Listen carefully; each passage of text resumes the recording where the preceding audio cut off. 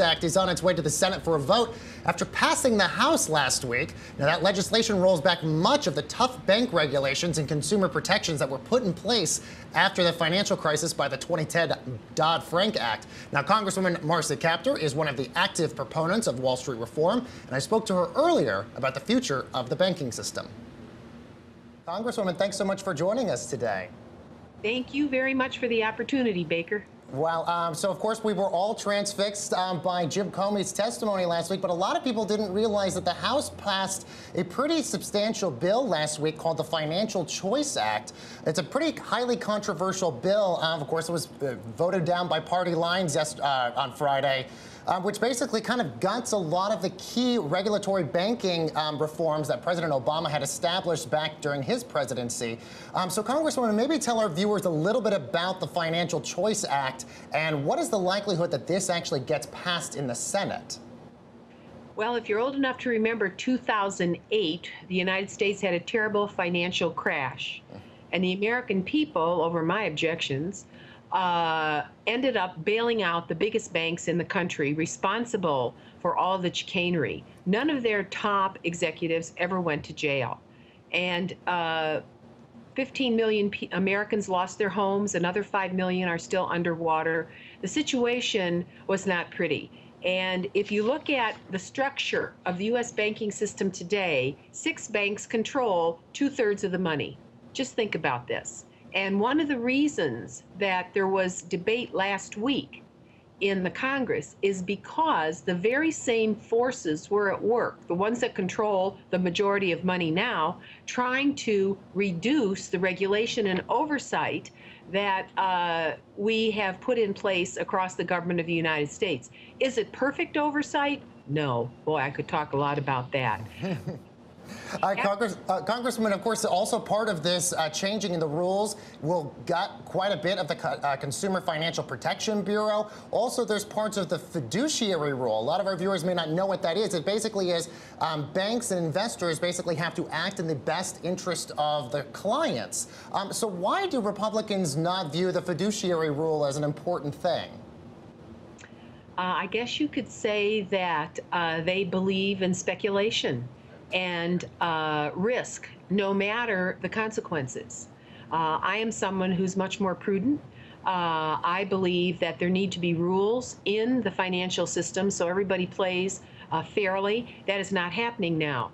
And one of the reasons I'm the House sponsor, lead sponsor of restoring the Glass-Steagall Act is to separate that risky speculative behavior from prudent banking.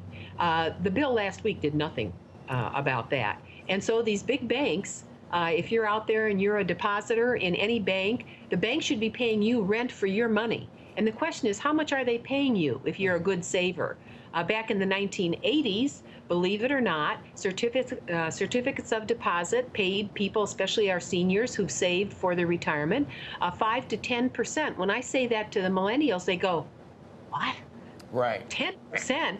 I said, yes. Banks paid interest, paid you rent on your money. What do they pay you now? They pay you almost nothing. And why?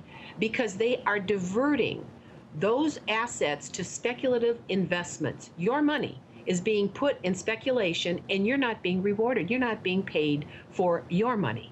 They're taking it. And if you look at the salaries of the top CEOs in these large firms, they've just gotten bigger and bigger and bigger. Their net worth has increased, and you show me how many Americans have had their net worth increase. We still have 5 million citizens whose mortgages are underwater.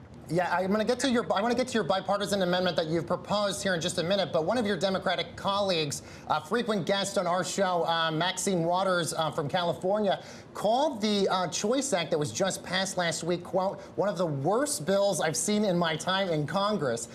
You have always been a Wall Street hawk. Do you agree with Maxine Waters' assessment that this is one of the worst bills you've seen pass through Congress? Yes, because it was very one-sided. It doesn't bring any more prudence to our financial system. And quite frankly, the very large firms are the biggest givers to presidential and congressional elections. So I'm not surprised at the outcome. I would agree with the Congresswoman. She and I lived through the crash of 2008. We also were elected many years ago, and we saw a banking system that treated ordinary people, the average consumer, fairly. Now we have to set up a Consumer Financial Protection Bureau, which I support, in order to try to get some justice in the system to the average consumer. But that CFPB has only yielded about $12 billion over its existence, whereas just last year alone, these big banks made over $170 billion. So what they're recovering is a very small amount compared to what they owe the American people for the damage they did. Now, I want to get to Glass-Steagall. Of course, President Trump, when he was campaigning, says he supports a more modernized version of the Glass-Steagall Act. His Treasury Secretary, Steven Mnuchin, says that he supports a 21st century version of the Glass-Steagall Act. Now, of course, you have introduced a bipartisan amendment with Congressman Walter Jones of North Carolina that would reinstate a lot of Glass-Steagall's protections. So is this the 21st century Glass-Steagall Act that President Trump and Steven Mnuchin are looking for? I certainly hope so. There's a version that exists in the Senate as well. There's just one line, I think, difference between our two bills, House and Senate. Both political parties endorsed the restoration of the Glass-Steagall Act in their respective platforms last year. So it has broad support among the American people. The problem has been trying to get it through the funnel of the Congress. I hope that the president uses his authority. I'm a little concerned about some statements Mr. Mnuchin has made of late. He sounds like he's stepping back from the promise that was made. It's no secret he comes from Goldman Sachs, as do 7 of the president's closest advisors on economics and finance. So we'll see where they're headed. But the promise was written, and it's in both party platforms. And I want to get to some of the breaking news, of course, that's happening right now. The state of Maryland and the District of Columbia have filed a lawsuit against President Trump today, alleging that he's violated the Constitution by accepting foreign money through his business empire. Congressman, I want to get your take on that lawsuit. And are you worried about President Trump's business dealings while he's in the Oval Office? I have to say I am one of the people that is very worried. I was quite concerned with China, for example, which is not a free market player. It is a really managed market, a state-driven economy. And right after he made certain statements and visits with the president of China, all of a sudden, the patents and trademarks that the president and his daughter had been seeking for, I think, over a decade were approved by China. That, to me, was a giant red flag, giant. And I am concerned about some of what I've read about his own firm's dealings in places like Azerbaijan, investments in real estate, in places that most Americans will never visit. I certainly have never visited there. And wondering about who financed that, which Russian interests were involved in that. There are a lot of questions about his business dealings, and he has not placed his assets in a true blind trust as George Bush Sr. did, and frankly, George Bush Jr., who were very wealthy individuals. So there's a lot to question here about what he and his family are doing to personally benefit while he's serving as president. And Congressman, I want to get you out on one last question. Of course, the president, likely this week, possibly Friday, in Miami, is going to announce potentially new plans of what he's going to be doing with Cuba. Most likely, he's going to roll back a lot of President Obama's reforms in regards to that country. And according to Politico, most likely President Trump will establish some sort of rules that will allow U.S. businesses to not work with the Cuban government. Of course, the Cuban government basically runs almost all the businesses there. So what do you say to businesses here in the United States that probably won't be able to work in Cuba under this president?